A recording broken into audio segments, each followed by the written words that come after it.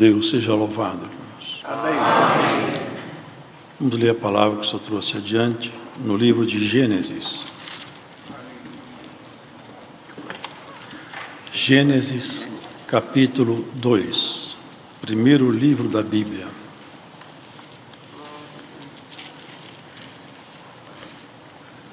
A partir do versículo 4. A formação do Jardim do Éden.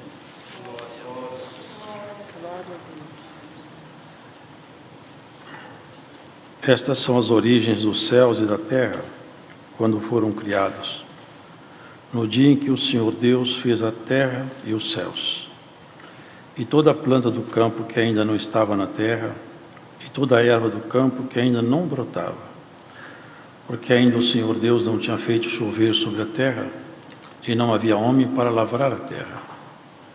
Um vapor, porém, subia da terra e regava toda a face da terra. E formou o Senhor Deus o homem do pó da terra, e soprou em seus narizes o fôlego da vida. E o homem foi feito alma vivente. E plantou o Senhor Deus um jardim no Éden, da banda do Oriente, e pôs ali o homem que tinha formado. E o Senhor Deus fez brotar da terra toda a árvore agradável à vista, e boa para a comida, e a árvore da vida no meio do jardim, e a árvore da ciência do bem e do mal. E saía do rio do Éden para regar o jardim, e dali se dividia e se tornava em 4 braços. O nome do primeiro é Pissom. Este é o que rodeia toda a terra de Avilá, onde há ouro. E o ouro desta terra é bom. Ali há o bidélio e a pedra sardônica. E o nome do segundo rio é Gion. Este é o que rodeia toda a terra de Cussi. E o nome do terceiro rio é Tigre. Este é o que vai para a banda do oriente da Síria. E o quarto rio é o Eufrates. E tomou o Senhor Deus o homem e o pôs no jardim do Éden, para o lavrar e o guardar. E ordenou o Senhor Deus ao homem, dizendo: de toda a árvore do jardim comerás livremente, mas da árvore da ciência do bem e do mal, dela não comerás, porque no dia em que dela comeres, certamente morrerás. E disse o Senhor Deus: não é bom que o homem esteja só. Far-lhe-ei uma adjutora que esteja como diante dele. E havendo, pois, o Senhor Deus formado da terra todo animal do campo e toda a ave dos céus, os trouxe a Adão para este ver como lhes chamaria. E tudo que Adão chamou a toda a alma vivente, isso foi o seu nome. E Adão pôs os nomes a todo o gado e as aves do céu e a todo animal do campo. Mas para o homem não se achava adjutora que estivesse como diante dele. Então o Senhor Deus fez cair um sono pesado sobre Adão, e este adormeceu, e tomou uma das suas costelas e cerrou a carne em seu lugar. E da costela que o Senhor Deus tomou do homem, formou uma mulher, e trouxe a Adão. E disse a Adão: esta é agora osso dos meus ossos e carne da minha carne. Esta será chamada varoa, porquanto do varão foi tomada. Portanto, deixará o varão o seu pai e a sua mãe, e apegar-se à sua mulher, e serão ambos uma carne. E ambos estavam nus, o homem e a sua mulher, e não se envergonhavam. Amém. Amém. Nós vemos aqui o relato, irmãos, de uma criação que não é natural, uma criação sobrenatural. Os irmãos vejam que Deus criou o cosmos. São bilhões de galáxias, cada galáxia com bilhões de estrelas e planetas. E aqui fala assim: e Deus criou os luminares do céu.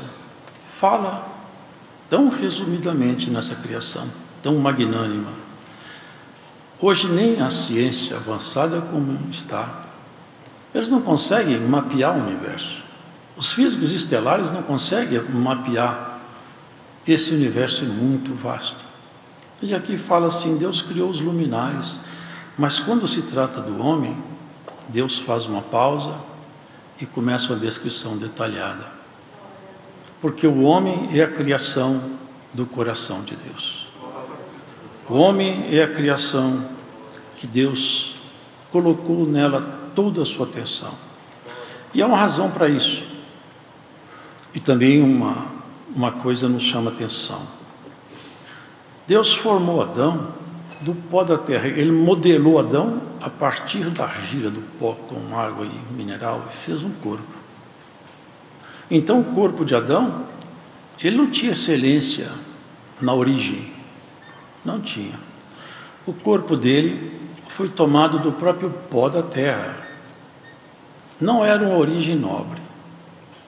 Contudo, havia alguma coisa em Adão diferente, porque Deus também fez assim com os animais, eles foram modelados do mesmo pó.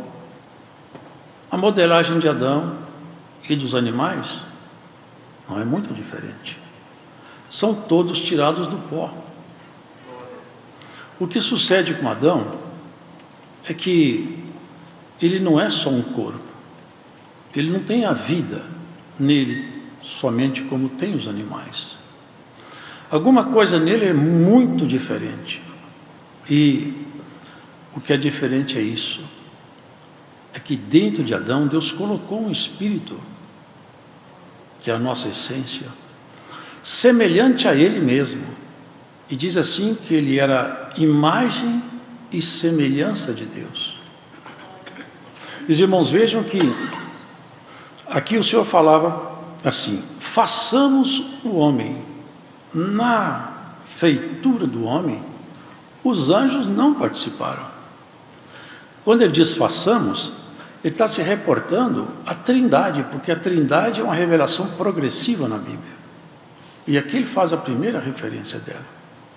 Então Adão, ele tinha sua natureza humana, transformada naturalmente, porque é o pó levantado pelo assopro de Deus.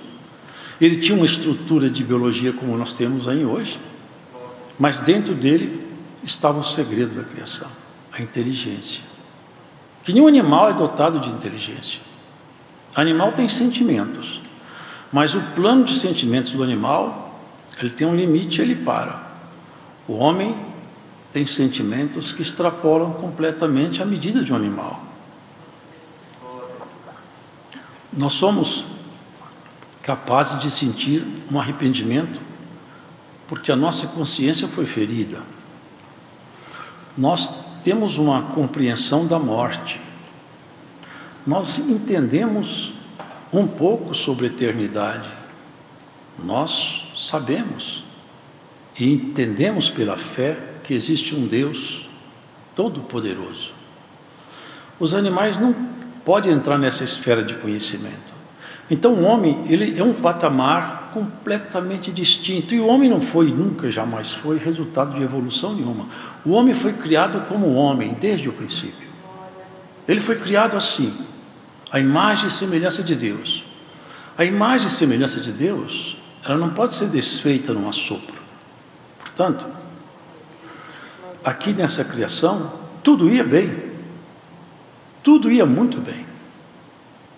Agora Deus, Ele tem projetos que a nossa razão não pode imaginar. Irmãos, Deus traça caminhos que o homem não tem competência de avaliar, nem os anjos têm. O Senhor fala que acha loucura até nos anjos.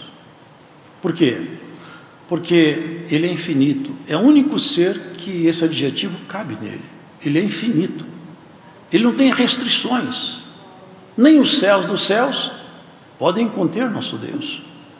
Portanto, tudo que se comparar com Deus, Ele vai mostrar sua inferioridade. Mas seria perfeito se obedecesse o propósito da criação.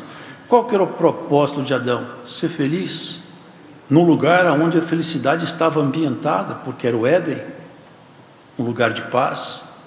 Não havia risco. Se os irmãos lerem com atenção a Bíblia, vocês vão perceber que não havia animal peçonhento nem predadores. Os animais criados, as bestas feras criadas, elas se alimentavam da erva do campo. Não havia animais peçonhentos, não haviam predadores. Tudo ia muito bem. Havia um senão. Você viva feliz. Agora tem um detalhe. Aqui nesse jardim tem uma árvore da ciência do bem e do mal. E ela produz frutos. Se você comer do fruto dessa árvore, você vai morrer. Todavia, tudo demais aqui é livre. Foi um único ponto proibitivo. Aqui a gente vai vendo, irmãos, Adão estava só. Tinha muita coisa, mas faltava uma companheira. E aqui vem as primeiras colocações que Deus, numa linguagem secreta, vai fazendo. Ele fez Adão adormecer. E no sono de Adão, Deus fez uma incisão, rasgou seu lado, o seu costado, e da costela de Adão, não mais do pó, não mais do chão. Deus não modelou Eva a partir do pó, modelou Eva a partir de Adão. E a partir de Adão ele criou Eva. Falou, essa aqui é sua companheira. Glória a Deus. É como um pai que apresentasse uma noiva, levasse a noiva, essa aqui é sua companheira. Ela vai te ajudar. E você tome conta dela. Vocês sejam felizes, vocês vão se completar. Porque o propósito de Deus no matrimônio é que ambos se completem. Na compreensão mútua, no amor, no respeito, na paciência, na tolerância. Isso que faz uma família. Uma família ela é feita de valores. Quem não tem valores, ele não pode constituir uma família. Porque o que mantém agregado a família é o amor. Eu penso até que Deus fez isso. Para ensinar a gente a amar, Deus nos deu filhos. Porque o amor que a gente tem pelos filhos é um pouco de divino. E isso nos ensina o segredo do amor. E a família é um segredo de amor, irmãos. Os irmãos, vejam que é tudo muito bem, mas nós temos que perceber as figuras de linguagem para a gente entender um pouco lá na frente. Aqui fala que uma serpente, ela estava lá no jardim também. Mas os irmãos percebem que Deus não alertou Eva sobre serpente? Alertou Eva sobre a árvore da ciência do bem e do mal. Deus não poderia deixar de alertar Eva. Se tivesse uma serpente perigosa, ele teria que tê-la alertado. Mas ele alertou para o fruto da árvore. Porque essa serpente é uma figura de linguagem. E Apocalipse torna isso visível. Em 20 de Apocalipse diz assim: o diabo, o dragão, a antiga serpente, que é o diabo e Satanás. Serpente aqui não é que o inimigo possuiu uma serpente, como uma mediunidade. Não. Era ele mesmo, o querubim caído, que ele tinha uma filosofia, uma proposta de independência. E a proposta dele vinha figurativamente chamada de árvore de ciência de bem e de mal. Ele propunha uma independência de Deus. E nós temos que buscar dependência de Deus. Paulo era intérprete da lei. Um homem estudado, religioso, bem qualificado, como naquela época eram os homens como ele, instruído em toda a lei mosaica. Seria hoje um teólogo, um advogado. Ele tinha todo o aparato de formação, mas ele ficou independente também. Foi necessário o Senhor cercar ele na estrada de Damasco, ele caiu no chão, sem visão, seus cavalos assustados, toda a sua estrutura de poder abalada, para ele perceber que a independência dele tornou ele um homem equivocado na sua fé. Depois ele confessa isso. Eu até consenti na morte de Estevão, porque eu fiquei muito independente. E bem-aventurados são aqueles que se fazem completamente dependentes de Deus, irmão. A astúcia da serpente é uma linguagem. Falou, você agora fica dependendo de Deus para tudo. Deus não está sendo fiel com você, não. Ele está escondendo alguma coisa de você. Eu tenho mais coisa para te oferecer do que Deus. Eu posso te ensinar a conhecer o bem e o mal. Você vai ser igual a Ele. Vocês percebem onde ele envenenou? Quis colocar nela soberba. A soberba é um dos maiores malefícios que pode um ser humano ter. Infiltrou nela um veneno injetado com dose homeopática. Gradativamente, ela foi sendo seduzida por aquele diálogo. Ele pareceu o fruto formoso. Então, aquele diálogo foi de tal maneira que chegou um ponto que ela falou: não, mas é isso mesmo. Você não vai morrer. Mas você vai conhecer o bem e o mal. Ele misturou a verdade com a mentira. Ele faz isso até hoje. Ele mistura a verdade com mentira, e quando você bebe um copo com um pouco de veneno, você está envenenado, ainda que o resto seja só água. E é o que ele fez com ela. E ali aconteceu um desastre, porque o Éden era um lugar que a bênção de Deus habitava de forma permanente ali. Estava no Oriente. Mas se vocês visitarem hoje o lugar onde o Éden estava, vocês vão perceber que a bênção não está num lugar geográfico, está na proposição divina. Aquele lugar hoje só tem ali deserto e guerra. É a região do Iraque ali. Porque a bênção, o paraíso, não é o chão geográfico, é a bênção de Deus repousando naquele lugar. E olha que segredo: sai daqui, você vai embora, e eu vou colocar uma espada flamejante em volta desse jardim, que você não acha o caminho dele mais. Mas o Éden está lá, eu sei onde está. A região do Tigre, Eufrates, está ali. Mas o Éden não está ali mais. E aqui o Senhor fez valer a sua autoridade, porque Deus é amor, mas Deus também é justiça.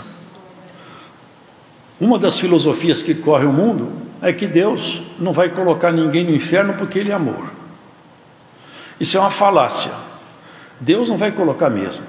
Quem se coloca no inferno são as pessoas pelas suas ações.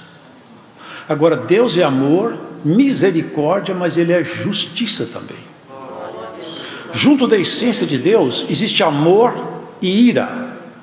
A ira de Deus se levanta para promover justiça, não para desafogar mágoa como a nossa. E no dia que a ira de Deus se levanta, infeliz de quem estiver debaixo dela. Os irmãos podem saber, o tempo da ira de Deus se aproxima rapidamente. E ai de quem estiver debaixo da ira do Altíssimo, porque aquele dia vai ser o pior dia de toda a história da humanidade. O dia que o homem for visitado pela ira de Deus e a misericórdia não estiver lá junto. Porque hoje a misericórdia está aqui. E Deus fez anúncios: maldita é a terra por sua causa. Se você tiver dúvida que a terra está amaldiçoada, compre um jornal amanhã cedo, lê as notícias lá, porque as notícias dos jornais dão um testemunho vivo que a terra foi amaldiçoada. Tudo que se passa aqui são trevas sobre trevas e desmandos sobre desmandos. Mas como a misericórdia de Deus ainda não se apartou, as sentenças foram distribuídas, irmão, já sabe, para nós chegar no outro ponto. Você vai rastejar sobre o seu ventre, falou para a serpente. Você vai comer do pó. Todos vocês sabem, serpente não come pó. Serpente se alimenta de outros pequenos animais. Mas naquele tempo não. Naquele tempo não tinha serpente se alimentando de animais, porque todos os animais alimentavam-se de erva do campo. Pode ler aqui. Essa linguagem é completamente figurativa. Por que serpente? Porque as duas presas da serpente inoculam veneno. E Eva e Adão foram envenenados num plano horizontal e num plano vertical. Num plano horizontal, porque o envenenamento do pecado trouxe um problema tal que hoje o homem não sabe viver com o homem. É uma briga, é ciúme, é inveja, é assalto, é roubo, é droga, é prostituição, é traição. Por quê? O homem foi envenenado no plano horizontal. Na relação do homem com o homem, o veneno corre livremente desde que Adão caiu. E envenenou o homem no plano vertical, porque ele ainda começou a desafiar Deus. Caim e falou: eu sou porventura guardião de meu irmão? E matou Abel. o veneno correu. Por isso que Romanos fala, o pecado entrou em Adão, mas ele passou para nós, é por isso que nós morremos. E foram tantos pecados. E ali o Senhor falou para a serpente, você vai comer do pó. O pó levantado é o homem. Todos os espíritos caídos só se alimentam do pecado. Eles não têm prazer em nada que seja santo ou limpo. Eles só podem se alimentar de pecado. Todo pecado, toda prática pecaminosa é alimento de espíritos caídos. Eles vivem rastejando sobre o pó levantado que é o homem. Vocês podem ver que os homens fazem coisas bárbaras, que a gente olhando fala, como que um ser humano faz isso? Eles estão possuídos de um sentimento horrível. Claro que são esses que não se deixaram ouvir ou admoestar pela palavra de Deus. E seguindo, ele falou para Eva, sentenciou a Eva, falou: Adão, você não tinha que trabalhar, aqui era tudo paz, agora você vai ganhar seu pão com o suor do seu próprio rosto. E tem uma coisa, a terra vai ser hostil para você, aqui vai crescer mais erva daninha do que fruta, hein? E a coisa ficou assim, mas Deus teve misericórdia, foi: essa serpente vai te procurar outras vezes, e ela vai te morder o calcanhar, mas olha, a mulher vai pisar na cabeça dessa serpente, e vai acabar com ela. Você sabe por que ele falou, a serpente vai morder seu calcanhar? Porque o calcanhar é a base de apoio do corpo, é o ponto de contato com o chão. Ou seja, o inimigo vai comer do pó, ele vai te procurar aonde você apoia no chão, na terra. O homem, quando ele se apoia aqui embaixo, ele é facilmente ferido pela serpente. Arrogância, vaidade, ciúme, inveja, mentira, maledicência, são os apoios que o homem tem com o solo. Por isso que a terra está multiplicada de iniquidade. Chegou um caso tão grave que Deus, olhando do céu, falou assim: eu não suporto mais isso aqui, eu me cansei. E se eu procurando na terra, se eu procurar um homem, pelo menos um, que tem um coração mais voltado para mim? E ele achou Noé. Noé, eu vou destruir todo mundo, faço uma aliança com você, constrói uma arca para você e sua família, porque minha ira se levantou e já ela desce. Os irmãos já sabem, Deus matou a humanidade sem misericórdia. Aquele dia a misericórdia cessou por um tempo, ela só morava na casa de Noé. Por quê? Porque o ponto de contato do homem era só com o chão.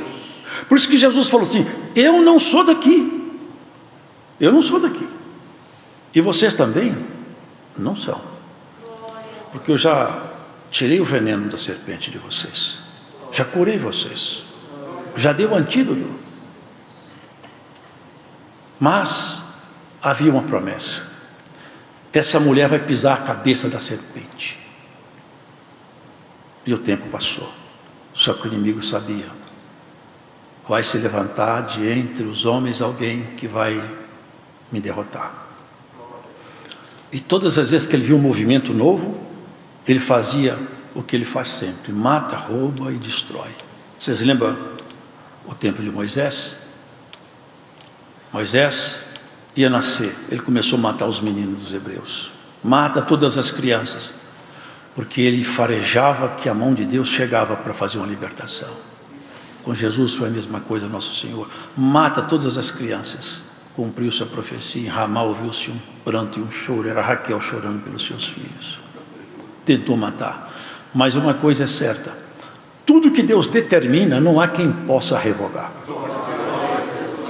E se Deus determinou alguma coisa na vida sua, ninguém pode revogar.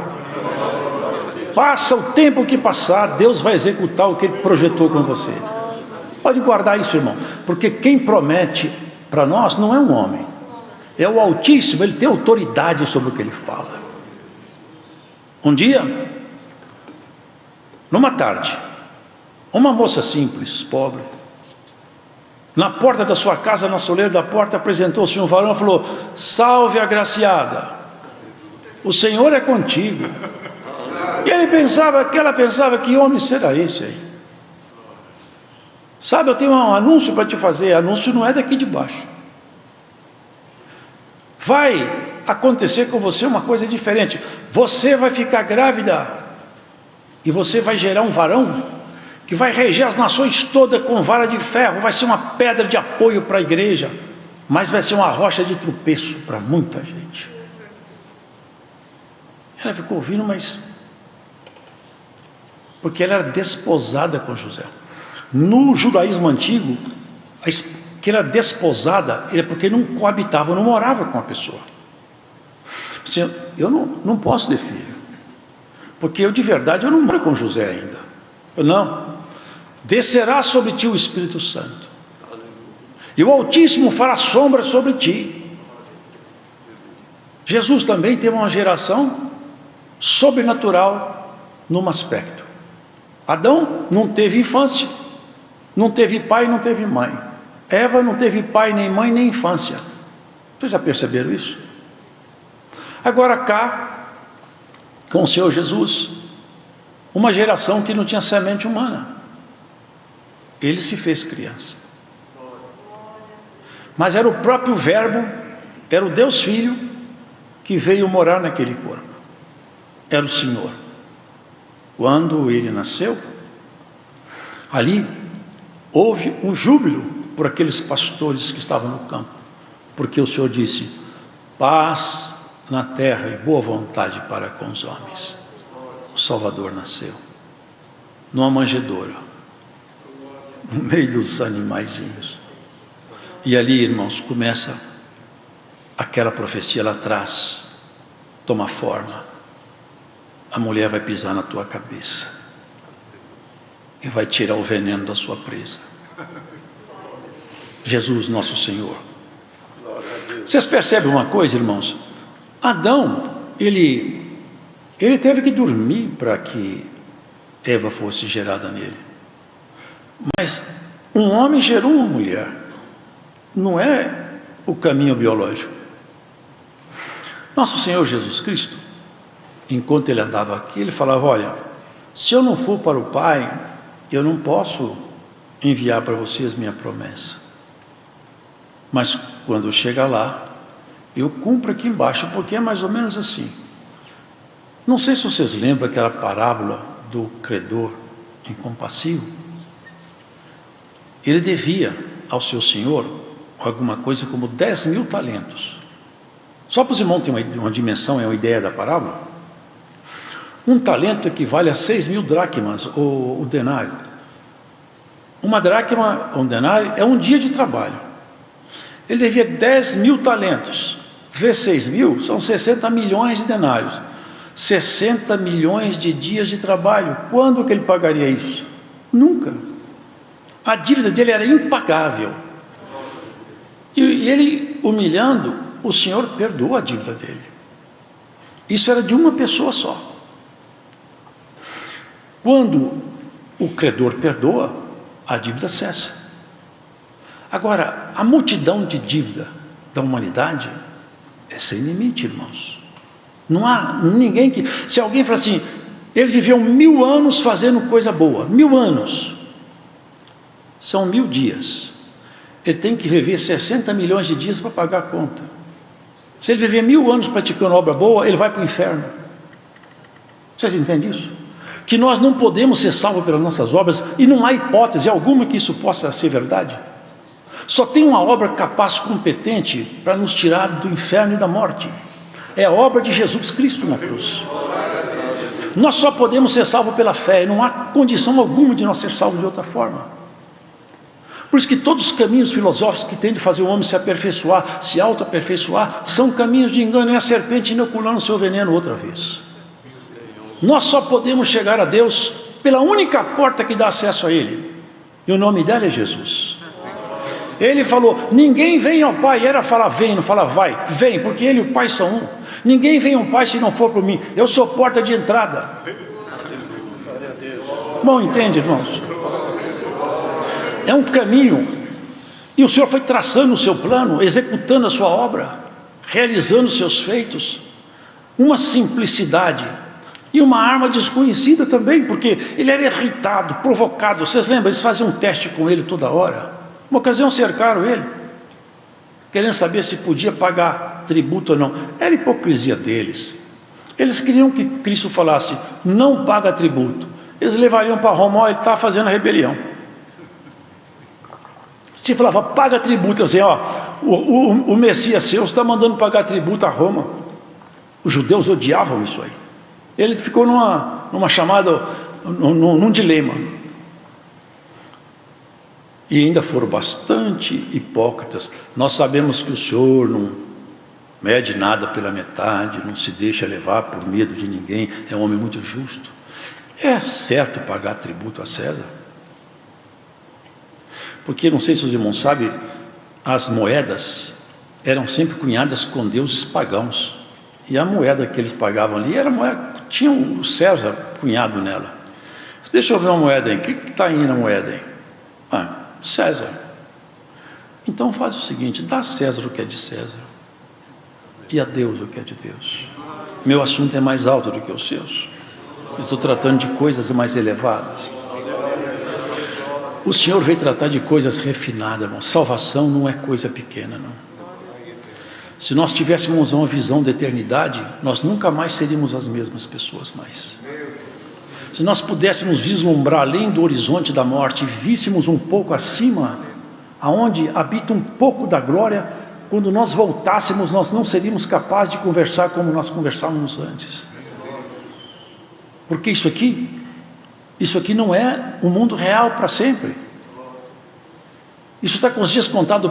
Pedro falou, os elementos ardendo se desfarão. Há uma condenação premeditada, marcada.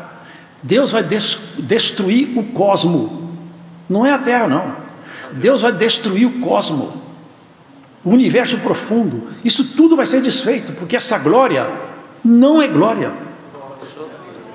A glória de Deus está acima desses céus que nós enxergamos.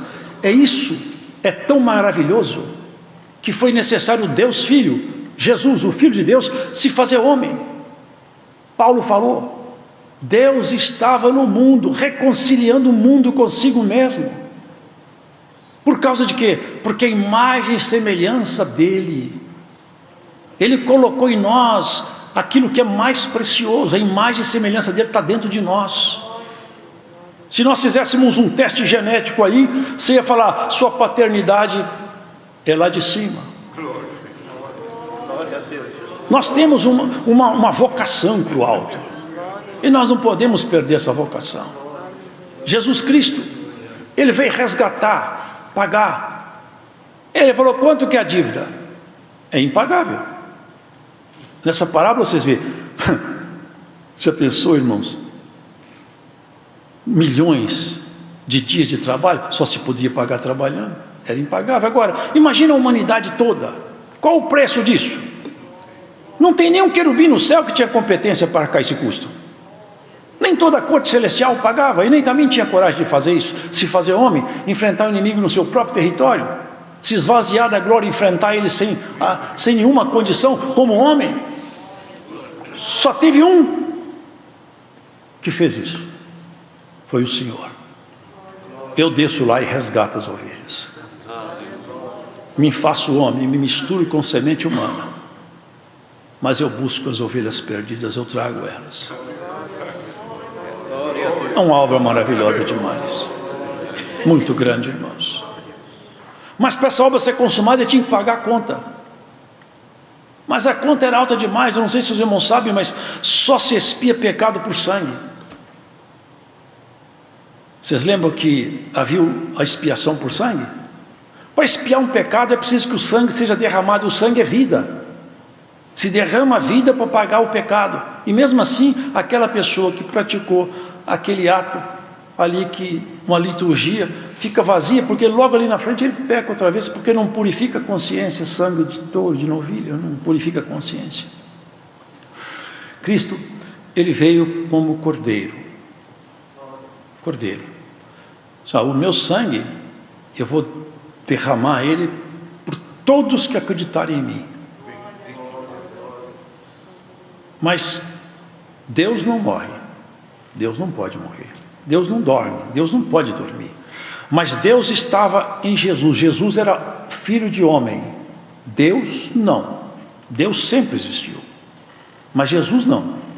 O homem Jesus nasceu de Maria. Mas como Deus morava dentro do corpo de um homem, aquele sangue tinha o preço da eternidade. Porque ele nunca conheceu o pecado. Ele se fazendo homem, ele se deixou, colocou-se diante de todos os poderes caídos, nunca conseguiram tirar dele uma palavra bruta, um desequilíbrio espiritual ou psicológico. Até teve um certo homem estudioso que se converteu estudando o caráter de Jesus, porque ele procurava nele essa janela matadora, janela killer, que as pessoas têm quando fica no estresse limite, ele fala o que não pode e perde a compostura. Jesus sempre brando, calmo, ele não perdia, não revidava. A arma dele era desconhecida, uma arma chamada amor, compaixão e misericórdia. Por isso o sangue dele tinha um preço da eternidade. Por isso que o sangue dele tem capacidade de nos lavar. É tanto que quando ele estava na cruz, vocês podem prestar atenção, ali na cruz, em sacrifício, quando ele morreu ali, o véu do templo rasgou-se de alto a baixo, porque aquele véu simbolizava o seguinte: o homem não pode chegar até mim. Deus falava, o homem não pode chegar até mim, o pecado é uma barreira que eu não aceito que o homem se aproxime de mim. Essa conta tem que ser paga. Jesus falou, essa conta é minha, eu vou pagar. Eu vou pagar a conta. Não que o pecado entrou nele, porque jamais entrou. O pecado lhe foi imputado na cruz. Ele foi soterrado pelo pecado seu e meu, nosso. Ele sofreu na cruz o preço do pecado humano, mas ele não recebeu o pecado como parte dele. Imaculado, santo e puro. Agora, olha os irmãos, ele morreu, porque também os soldados saíram procurando aqueles crucificados para quebrar-lhes as pernas, porque o sábado já era um dia importante para o judeu. Eles tinham que matar aqueles homens para que eles não sobrevivessem até o sábado. E quebrou a perna de um e de outro, mas foi quebrar a perna de Jesus Cristo. Ele já tinha morrido, porque está escrito assim: nenhum de seus ossos será quebrado. E ele morreu. Um soldado rasgou o lado dele com uma lança e jorrou sangue e água. Os irmãos, eu nunca vi, se tem, eu não sou médico, mas eu nunca vi falar que uma pessoa rasgada por uma lança saia água. Eu vejo falar que sai sangue, porque exatamente são os elementos que saem de uma mulher no parto. A bolsa de água rompe, então sai água e o sangue do parto. Aquele dia na cruz aconteceu uma coisa maravilhosa. É que aquele Adão lá atrás, quando ele dormiu, Deus fez uma Eva nascer da ferida do seu costado. Esse Adão de cá, ele morreu, e no sono da morte Deus fez nascer uma outra Eva, a igreja. Aquele dia ele gerou um povo. Nós somos gerados na morte dele. Por isso que nós batizamos na morte de Jesus. A simbologia do batismo é isso. Quando eu creio em Jesus Cristo, meus pecados são perdoados, eu vou até as águas, sepulto perante a igreja aqueles pecados e o velho homem. É uma simbologia. Eu falo assim, como Jesus me perdoou e ele morreu por mim, eu morro por ele aqui nessa simbologia do batismo. E quando eu saio das águas, eu sou uma nova criatura. O Senhor Jesus Cristo fez ali aparecer essa Eva nova, fez aparecer uma igreja para ser trabalhada, para ser aperfeiçoada, e o veneno dessa serpente não tem mais poder em nós, porque se nós ficarmos dentro da palavra, nós somos imunizados contra esse veneno dessa serpente. Já temos em nós um soro, já temos uma vacina contra esse veneno. É só resistir tudo que ele tentar fazer conosco, ele não nos levará à queda mais. Se Adão saiu do Éden, levado por Eva, aonde está o Éden? Apocalipse, carta de Jesus Cristo à igreja de Éfeso. No final diz assim: ao que vencer, dar-lhe-ei de comer da árvore da vida, que está no paraíso de Deus. Vocês percebem que o paraíso não foi desfeito? Ele foi transmutado, ele foi colocado na dimensão onde ele vai ficar definitivo. Ele saiu dessa dimensão. Aquele que vencer, e a árvore da vida. A árvore da vida é a palavra de Deus. Quem comer da árvore da vida não morre mais. É por isso que nós ficamos imortais. Nós não vamos morrer mais, porque a palavra de Deus já está indo. Só falou assim: vou fazer Adão sair daqui para ele não comer da árvore da vida e ficar eternamente em pecado, mas nós vamos ficar eternamente em santificação perante o Senhor. Agora, a missão desse Adão, porque o primeiro Adão foi feito alma vivente, o segundo Adão, espírito vivificante, vai fazer com que essa Eva aqui, ó, entre no paraíso. Agora vai ser uma entrada triunfal, porque lá não tem árvore da ciência do bem e do mal mais, o inimigo não está lá mais. Uma vez entrando dentro das recâmaras divinas, nunca mais sairemos. É olhar para trás e falar como falou o Senhor a Moisés: Moisés, ô Senhor, olha para trás, você está vendo esse povo te perseguindo, hein? Estou. Olha para eles, porque você nunca mais vai vê-los. Vou fechar as paredes de águas, e carros e cavaleiros, os principais oficiais foram esmagados por aquelas águas, e ficaram ali os destroços na beira do mar. Nunca mais nós sofreremos aflição, nunca mais teremos doença, angústia, nunca mais teremos tentação.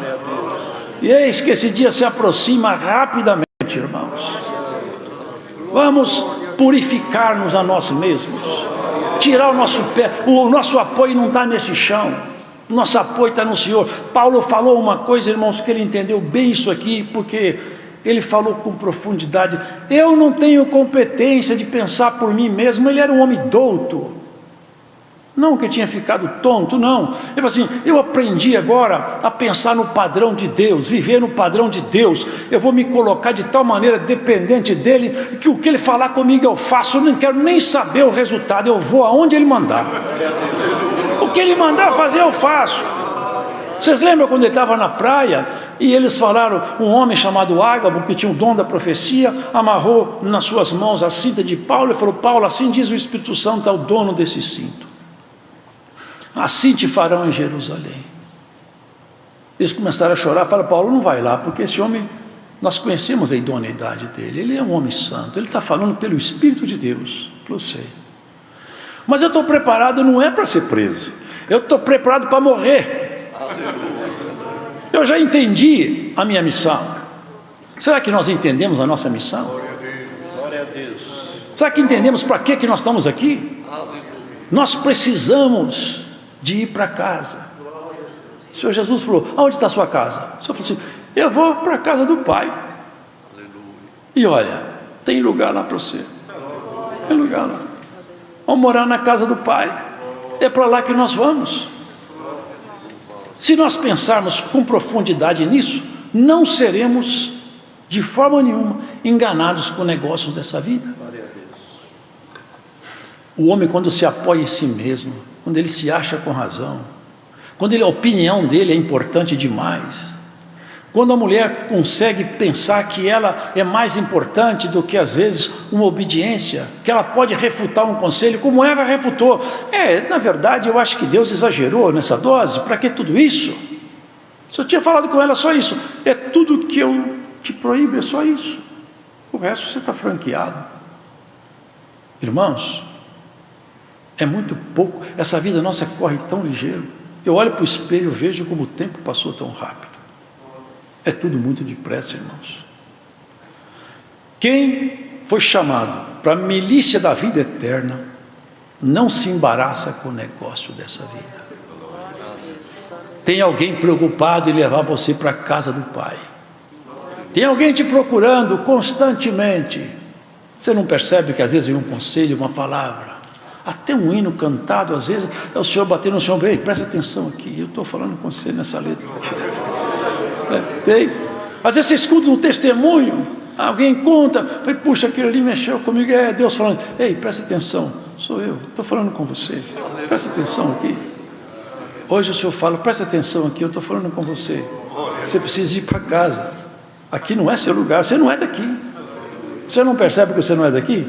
Aqui as coisas não dão certo muito para você, não. Você nunca se esse mundo e você não dá muito certo, não.